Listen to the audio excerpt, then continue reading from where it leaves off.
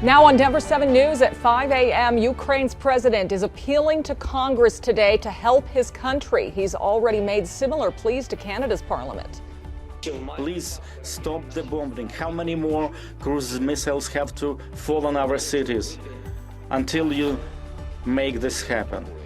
We have a preview of his speech as President Biden prepares to announce more aid. Starting today, your Uber ride or Eats order is going to cost you more, but one driver says the new surcharge is a big help to combat higher gas prices. We're all very happy about that. I think a lot more drivers would have dropped off the platform. This morning, we're taking a 360 in-depth look at other ways to bring down the price you pay at the pump. And he's not officially a part of the team yet, but Russell Wilson is already making a mark in Denver. How he's giving back to Broncos country ahead of his big introduction. Both Wilson and his wife here in Denver. The introduction expected to happen around 2 this afternoon. Thanks for joining us. I'm Nicole Brady. And I'm Jessica Crawford. Enjoy the mild temps while they last. A big change is coming this afternoon, including more snow. Lisa? It's going to be a little different early tomorrow. The drive on Thursday is going to look a lot different than what we're seeing right now. Already starting to see some wet weather out on the western slope. We're under a Denver 7 weather action day as this next storm approaches. A little increase in cloud cover here this morning, here along the I-25 corridor, but everything at this point is dry and quiet. As far as temperatures go, it's not going to be as warm as yesterday. Still pretty mild, though. We'll be at right around 50 degrees by noon, hitting highs during the early afternoon and then getting cooler from there. When we do start to see some precipitation with temperatures like this afternoon, it's going to start off as rain and then switch over to snow tonight. We've got Erie and Boulder both at 51 today, Highlands Ranch 52, 30s and 40s just off to the west, 45 in Evergreen. Coming up, we're going to take a look at all of the winter weather alerts going into effect later today. Heavy snow for pockets of the Front Range. I'll show you how much we're expecting by Thursday afternoon, Katie, coming up. So wet roads for this evening's commute, and tomorrow could get a little bit slick and slushy, especially over our bridges and overpasses. This morning, though, all is dry, as you can see. To take a live look over the Denver metro area from the map, we do have a traffic shift in our lanes on I-70 eastbound that will occur today. All lanes are open on eastbound I-70, but between Brighton Boulevard and Steel Street, motorists will find a little bit of a shift, so it could cause some delays in that area. We have a construction project still going on East 17th Avenue, right by Denver City Park, not causing any delays with very lightly traveled roadways at this hour. Only a 15-minute drive southbound I-25 Northwest Parkway down to Colfax. Similar driving conditions on I-25 through the south side of town. 225 running fine in both directions. Up into the high country, if you're going from Golden to Silverthorne, it's only about 50 to 60 minutes right now, but do expect that winter weather that Lisa's talking about later on today and easy out to the airport as well. Katie, thank you. In 2 hours, Ukraine's president will address Congress. He's expected to ask lawmakers to do more to stop the Russian invasion. Colette Bordelon joins us now in the studio. And Colette, we know President Biden will be speaking shortly after this today. No doubt he will be watching the president's address closely. Yeah, and I think one of the biggest questions, Nicole and Jessica, is whether or not Zelensky will be putting pressure on the president to have NATO impose a no-fly zone.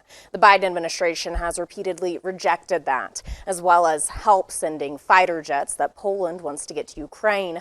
But Congress could always decide to act on their own if they feel the White House isn't doing enough. Now, the address today will likely be similar to the one Zelensky made to Canada's parliament yesterday, where he says almost 100 Ukrainian children have been killed in the last 20 days. Zelensky called on Canadians to imagine they were under attack, and he made it the same for Americans, asking us to think of one of our cities being bombed. Here's a key moment from that address where Zelensky spoke through a translator. Please close the sky, close the airspace. Please stop the bombing. How many more cruise missiles have to fall on our cities?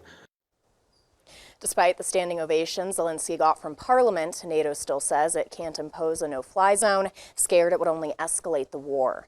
That's a position echoed by the White House press secretary last night. And the Pentagon does say it's confused by Zelensky's request for more warplanes because the country is not often using the planes it already has in service, but is being very effective with the missiles provided by the U.S. and our allies.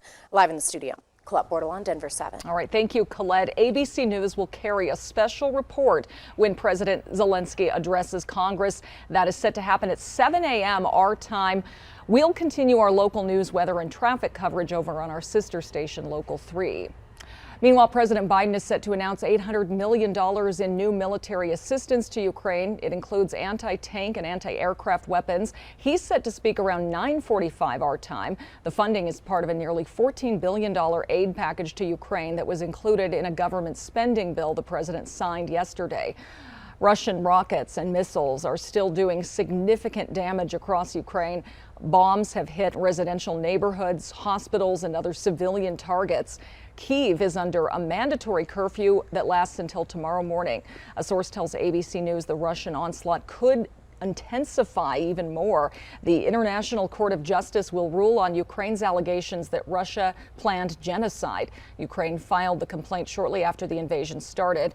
Russia missed a hearing last week on those allegations. If the International Court rules in favor of Ukraine, it could order Russia to stop its military activity and compensate Ukraine for damages. The problem, though, is that the court relies on the United Nations for enforcement, and Russia can veto any actions. Overall, looking for ways around the higher gas prices that we're seeing, including rideshare companies. Yeah, starting today, if you take an Uber, you will be charged an extra fee. The company is adding the fee to offset those higher gas prices its drivers are paying. So this morning, we're taking a 360 in-depth look at what is being done to try and lower these prices. The push for more local oil production, the amount of oil Colorado already produces, what it takes to drill new wells in our state, and how much our local refineries can actually produce. First, here's a look at the current average price per gallon in Colorado. We've stayed at $3.97 for the past several days, but that's still 60 cents more than what we're paying at this time last month. Denver 7's Veronica Acosta starts our team coverage. And Veronica, you spoke to an Uber driver struggling to make ends meet with these higher prices.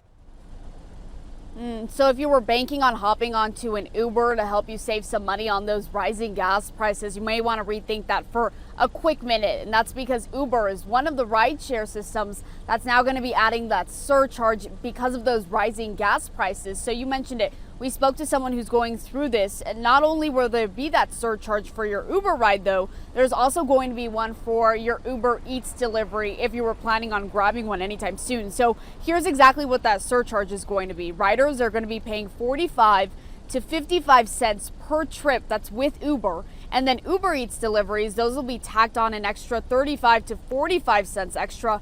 Those extra dimes, that handful of them, is going to go straight back into the driver's pockets. So that's the good news. Increasing gas prices, they have been a hot topic not only in those rideshare forums, but also an array of Facebook groups for weeks now. I spoke with that one Uber driver who does the job to supplement her other business. This is a stallion breeding business that she has. She says she's happy about the added fee, and ultimately it's going to help her break even with those rising prices at the pump. I'm happy with it. And I love driving for Uber because it allows me the flexibility with my business that I run to add in the hours where it's fitting. And so far it seems to be a good thing. That bonus was very important for me to know that I was going to be able to continue. And so Uber isn't the only company that's adding this surcharge. Lyft recently announced they'd be doing the same thing, though they haven't said how much they're going to be increasing the charge of their rides, so we're waiting on that. Both companies, though, have said this is temporary. They say that they're going to reevaluate sometime soon. We're in Denver this morning. I'm Veronica Acosta, Denver 7.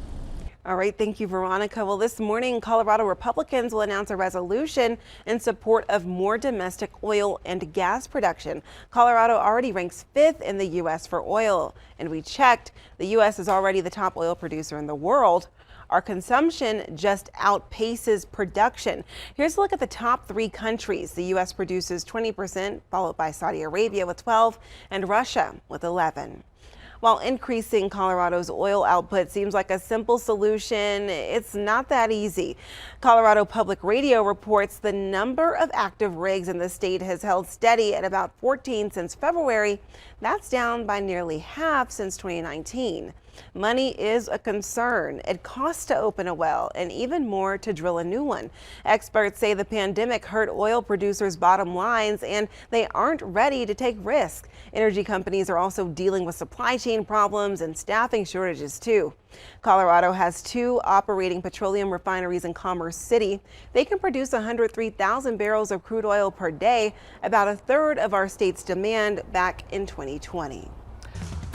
A new era for Broncos country kicks off today. The team is set to introduce Russell Wilson as the new face of the franchise. That'll happen at 2 p.m. when the league's new season officially begins. And the Broncos are shaping up their defense ahead of the big announcement. Our Broncos insider Troy Rank says outside linebacker Randy Gregory will agree to a 5-year, $70 million deal. Gregory was supposed to go to the Cowboys, but he chose the Broncos because he didn't like the salary forfeiture language in the contract with Dallas. That was in there because Gregory has missed more games than he has played because of multiple suspensions, but the Broncos believe he has matured. The Broncos are also re-signing linebacker Josie Jewell to a 2-year deal. And Russell Wilson is already giving back to Denver. He spent the day yesterday at Children's Hospital with his wife, singer Sierra. Both of them you see decked out in Broncos gear, looking good in the blue and orange. Good to see them here already and doing good. Well, a new group is looking to empower Latino business in northern Colorado. What inspired business leaders to create a new chamber of commerce?